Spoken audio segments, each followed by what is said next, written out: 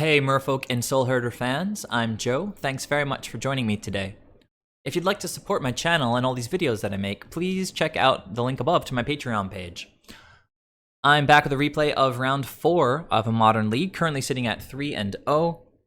Opponent is on the play, I'm on the draw.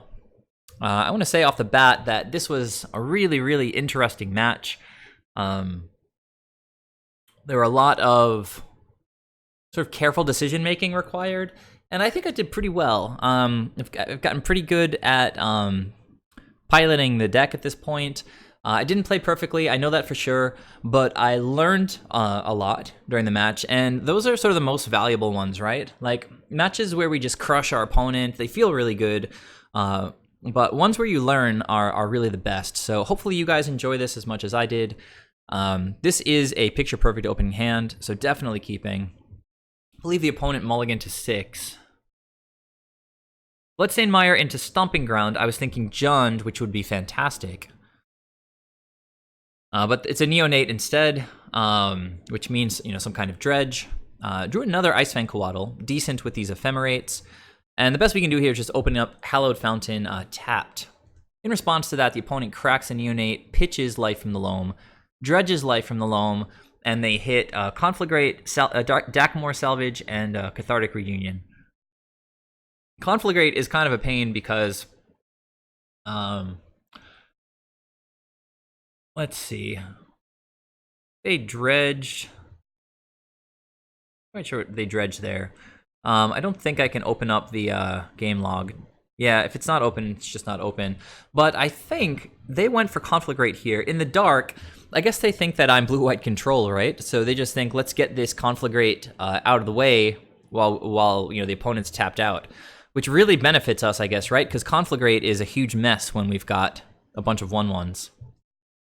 Alright, so opponent cast Conflagrate. I thought pretty hard about whether I wanted to force it. It's a pretty aggressive deck. They pitched Bloodghast, Prize Amalgam. They're down to 0 cards. So I decided instead that I would force the first time they cast Life from the Loam. Hopefully they miss their land drop. It basically time walks them so they don't get Bloodghast and Prize Amalgam back. We're going to see what they dredge off the Life from the Loam. But I did take that Conflagrate on the chin. Hierarch on turn 2. Pretty poor timing. We are instead going to play Oracle and then hopefully hit a land. Instead we hit another Oracle. Opponent dredges one of the Life from the Loams. That's the one card in their hand here, and they hit another Bloodghast. So they are going to cast Life from the Loam, getting back 2 lands, and we are, as I mentioned, going to force that. I chose to pitch, I believe, the second Coatl. Oracle. And yeah, we draw another Ephemerate. We get to play this Hierarch. Get in for 2. A land would have been great. Hierarch, pretty slow way to get our mana going here. So we'll just go ahead and Ephemerate again, hoping to hit land. And instead we just hit a Soulherder. So opponent dredges another Life from the Loam. Remember, one of them got exiled when I countered it with Force of Negation. Fortunately, they hit a lot of nothing, but they are going to get to resolve a Life from the Loam here and get back 3 lands. So you always want to keep track of what Dredge has in their hand. At this point, just 2 more lands. So we are going to see 2 Bloodghasts and a Prized Amalgam entering. So the rebound, I would rather attack with Coiling Oracle to keep hitting their life total. So I flashed in Icefang during my upkeep with the rebound trigger on the stack. Draw a Temple Garden, that's pretty nice, and we can Ephemerate the Icefang Coatl, and just 3 lands on the top of the deck, so that's kind of where we wanted to get. Swinging for 2, opponent goes down to 11, and for the time being, we are winning the race. Opponent probably feels pretty silly about wasting that Conflagrate at this point. So we can play a land, I guess hold up Ephemerate, or we can, double Ephemerate, I guess, or just hold up Coatl. So additionally, flashing in another Coatl here and getting another basic would establish the 3 other snow permanents that we need to turn on Death Touch. With Landfall, they are going to be able to just keep getting back these Bloodghasts. So kind of puts us in a tough spot as far as blocking goes. and unfortunately, the opponent hit a double Creeping Chill here, which means it's going to swing life totals by 12 points. I was ahead, but now they are ahead by 8, which is super rough. I had to think carefully here. With the life total so low, with those Creeping Chills hitting me, I think we need to get rid of this Prize Amalgam and not kill any of the Bloodghasts so that the Prize Amalgam can't come back. So I think the play is crack the Windswept Teeth, get like a forest to turn on Death Touch when we flash in the second Coatl. Then we are going to, I guess, block and Ephemerate one against this the Bloodghast. So Coatl comes in, double Death Touch established, but again, we don't want any of the Bloodghasts to die. And there is no Ephemerate mana up right now, so the only play here is to block the Prize Amalgam. Things are getting really tight here because you never want to go below 4 against Dredge if you can avoid it, because Creeping Chill can just get you when you're at 3 life. So I'm going to take 4 from the Bloodghasts. We are going to have good blocks with Ephemerates, potentially getting a big Soulherder soon with all the Ephemerates and Soulherder triggers making it bigger. Opponent going to, I guess, go for Life from the Loam here. Remember, they've got Life from the Loam and I believe 2 lands left in hand. That was a little bit sketchy. I think this replay might be bugged, which is really annoying. I believe that they cast a Life from the Loam there, but just kind of weird how it ghosted through that. We're going to get in with a Coiling Oracle. The Eternal Witness is pretty cool. It can get back some nice stuff. Ephemerate, Force of Negation if they do find another Conflagrate. But it's Soulherder time. Play that Noble Hierarch. Well, that was a bit of a misstep. If I knew I was going to play the Hierarch, I should have done it in the first main to swing for 1 more point of damage. Soulherder here is going to blink this Oracle. So Winds of Abandon is actually a really, really nice option. Opponent dredges, play Life from the Loam, get back 3 lands.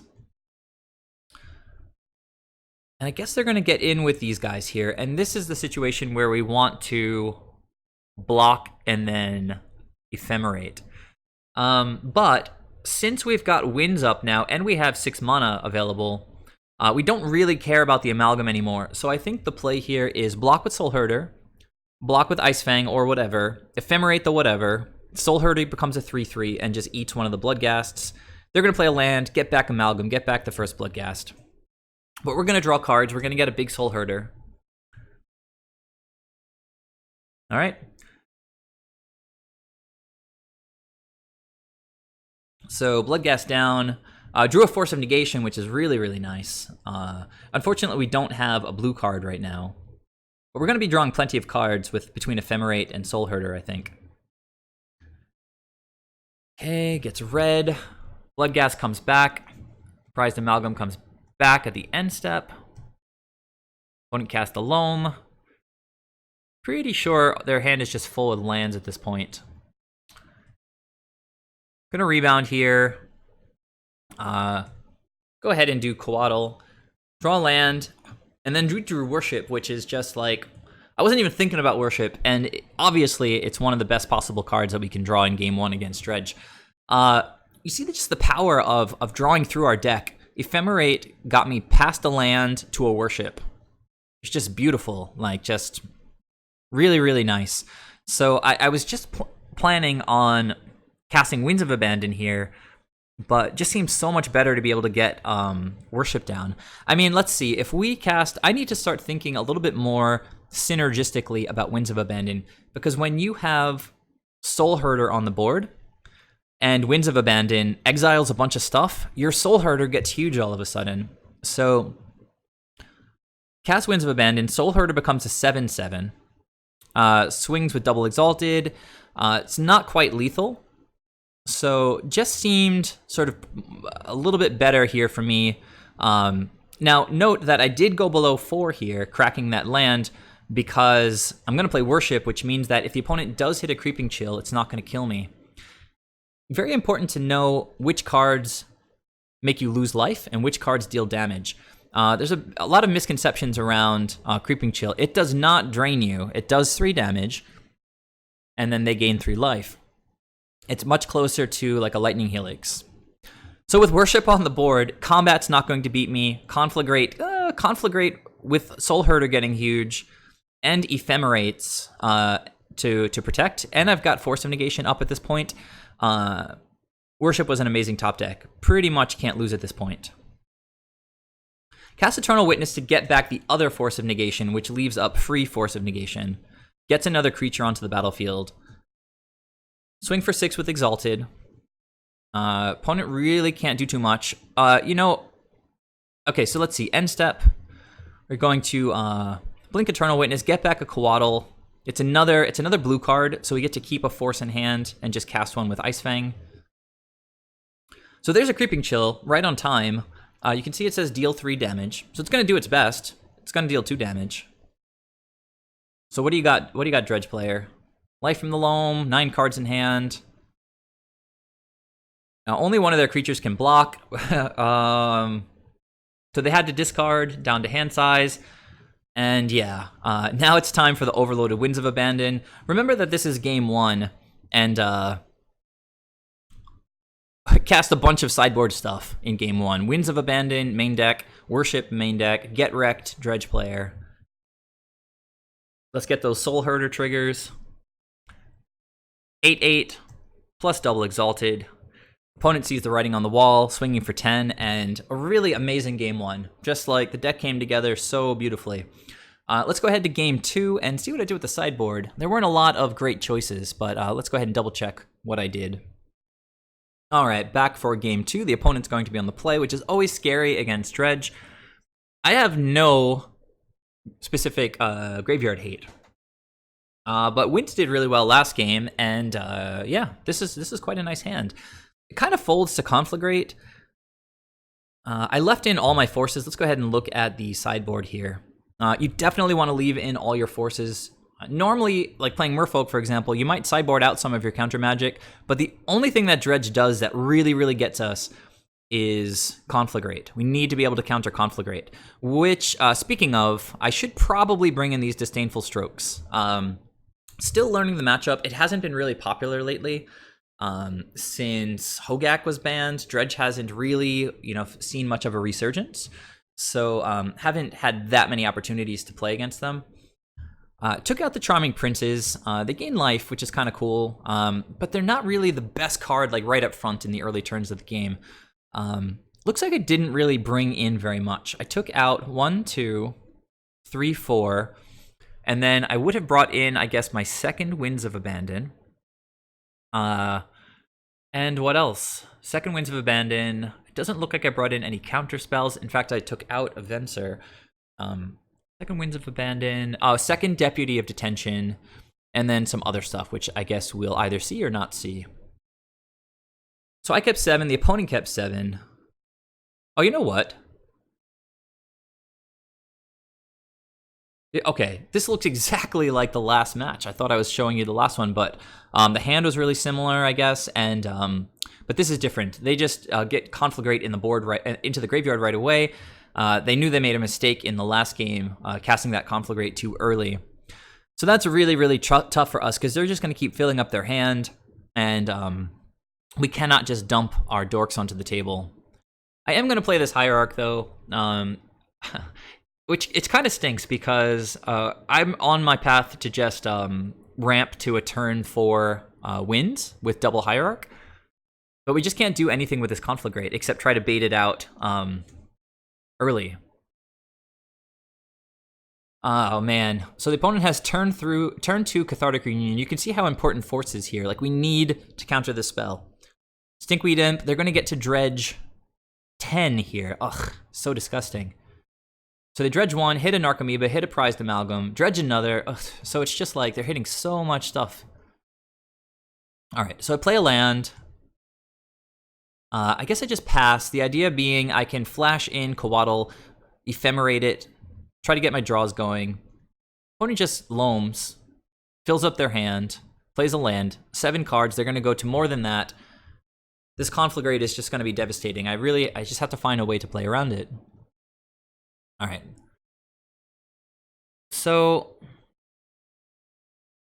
I think I misstepped here. They've only got the 1 mana up. I should have probably flashed in Coatl and then ephemerated it to prevent 3 damage from Amalgam. But I was thinking if I flashed in the Coatl second main, they could Conflagrate my 2 creatures, which I didn't really want to happen. So I took more damage than I should have here, which is sort of the first mistake that I made in this game. I draw Soulherder, and I'm choosing to leave Ephemerate up for blocking purposes. Temple Garden untapped.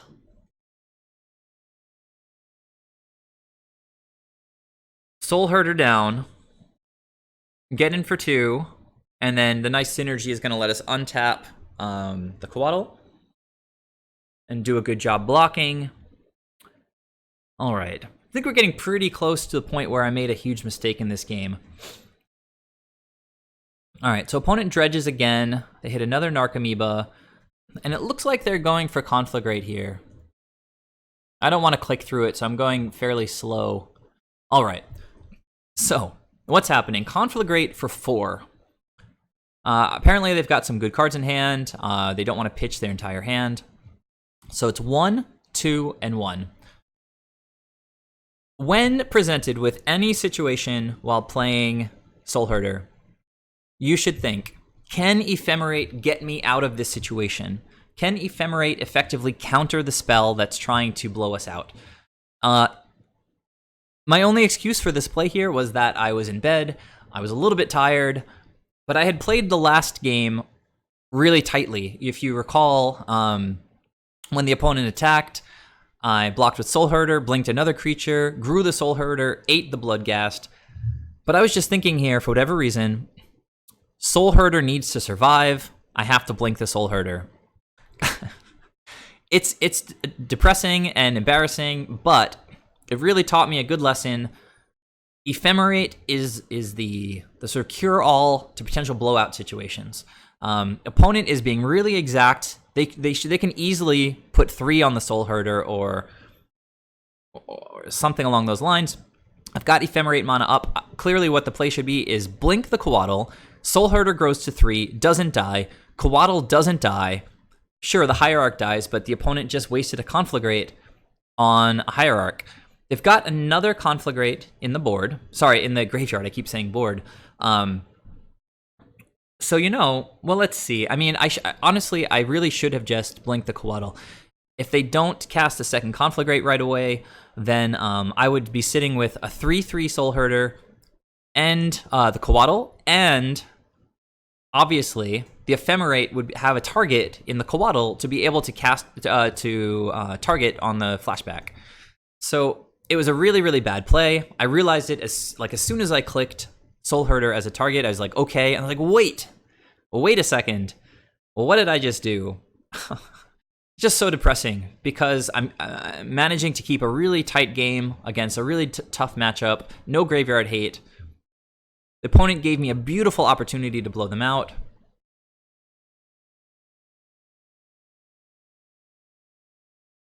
So they play a Blast Zone here. Gets back a Bloodghast. They're going to cast Life from the Loam, get back 3 lands. I have to imagine they had another red source in hand if they wanted to cast another Conflagrate. But I think at that point they only had 3 cards in hand, so they could have only pitched 3. They had 4 in hand. So I don't know. Maybe they could. If they played a land, they would have only had 3. Then they could have killed the Soulherder, but then the Coatl would have remained. I could have gotten a card off the rebound. It was just a huge misplay. No excuse, but hopefully you guys all get to learn from it.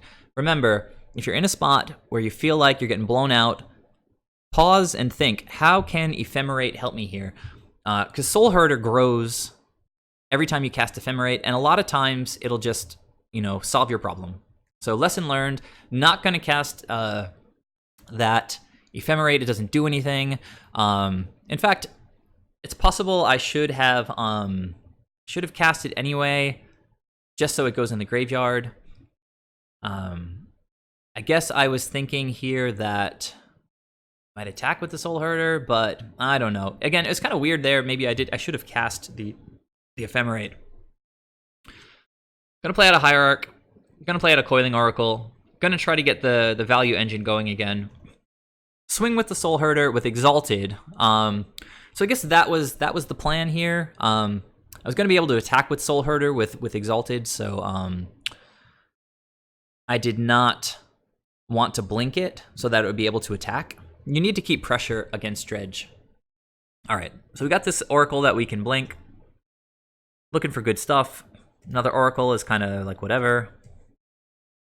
Opponent cycles Forgotten Cave. And at this point, things are not looking so good. My my Soulherder should be a 4/4, and I should have another Coatl on the battlefield if I had played correctly. And I should have another card in hand, 2 more cards in hand, because I would have gotten one from the first Ephemerate and then another one on the rebound. So I'm 2 cards down, and I believe I'm like 3 points of power down. So opponent's just doing their thing. They're going to fill up their hand. They're going to play a land. Obviously, they've got Conflagrate now for 7, which just destroys me. It's totally possible that I was going to lose this game anyway. Take some damage, go down to 6. But we have an overloaded Winds of Abandon anyway. Opponent gets back a Prized Amalgam. And for whatever reason, they did not cast their Conflagrate here.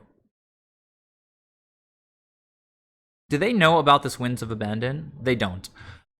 So if I cast this and Soulherder grows enough, I can just win right now. Just again showing the power of the synergy between Winds of Abandon and Soulherder. I lost this game, but it was really close. It was really close. This Winds is going to wreck the opponent. I'm going to get all these triggers.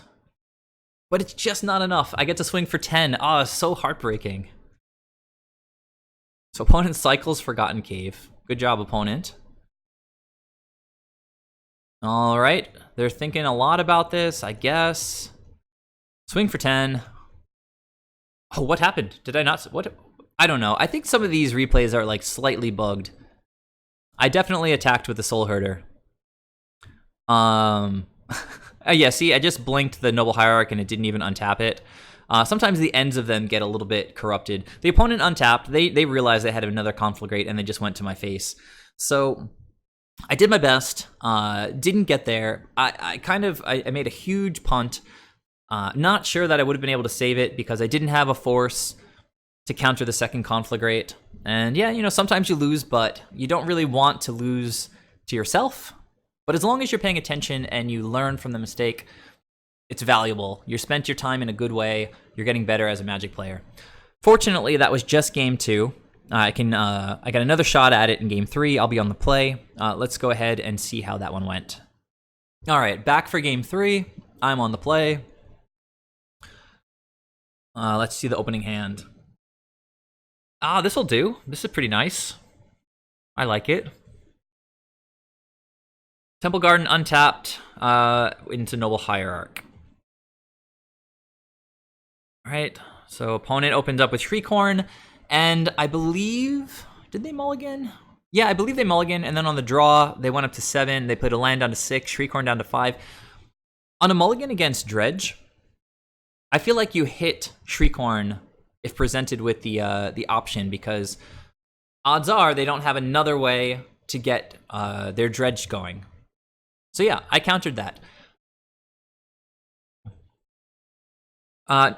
Oracle was a perfect draw there. I just pitched it to cast Force. It was really unfortunate.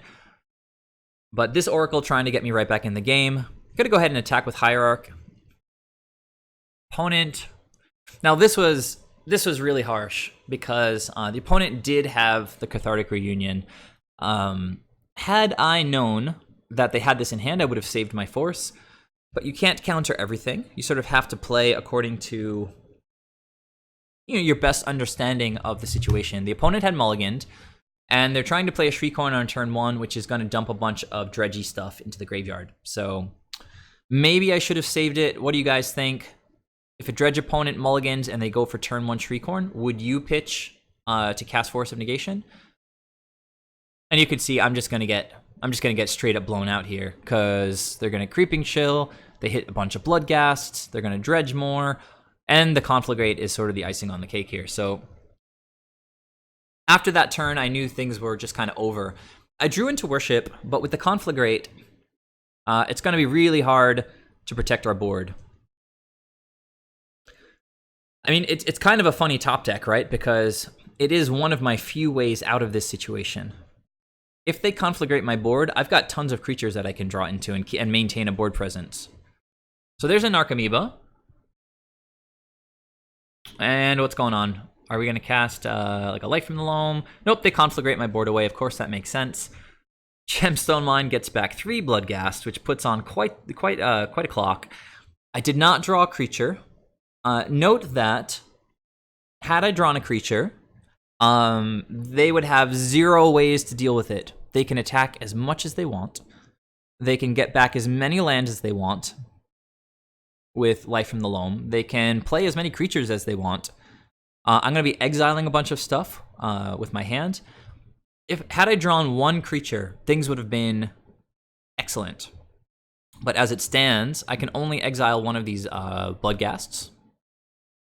No extra Conflagrates hit on that Dredge. Opponent paying 3 mana for nothing, apparently. Not quite sure what's up with that. Again, there's been kind of weird bugs in this particular match on the replay. Not quite sure what's happening. Yeah, again, they did attack there. This is disappointing. Hopefully it's just this particular game that got somewhat corrupted. And I whiffed on creatures again. They attacked. I took 5. I went down to 6. Drew a counterspell, and that was that. Worship gave me an out. I had 2 turns to draw into even something as simple as a Noble Hierarch to turn Worship on, but couldn't do it in time. And I just, well, that was actually cast during combat. I got rid of one of their Bloodghasts. My life total should be at 6 here, and then let's see, with 5 here, I might have actually gotten another draw. Not quite sure how this went down. Maybe they hit me with, I think they might have hit me with another Creeping Chill. I wish that, that the end of it wasn't corrupted, but you guys got to see the vast majority of this match. It was a really good one. Worship won game 1, and it came really close to winning game 3 here. Can't complain. This card has just been a powerhouse as a singleton in the deck. I've been thinking since almost like the earliest days of Soulherder testing, like back at the beginning of August, that a Worship in the main deck could just be insane in this deck because we've got so many creatures, we've got ways to protect the Worship with Force of Negation, and we've also got ways to protect our creatures with Ephemerate.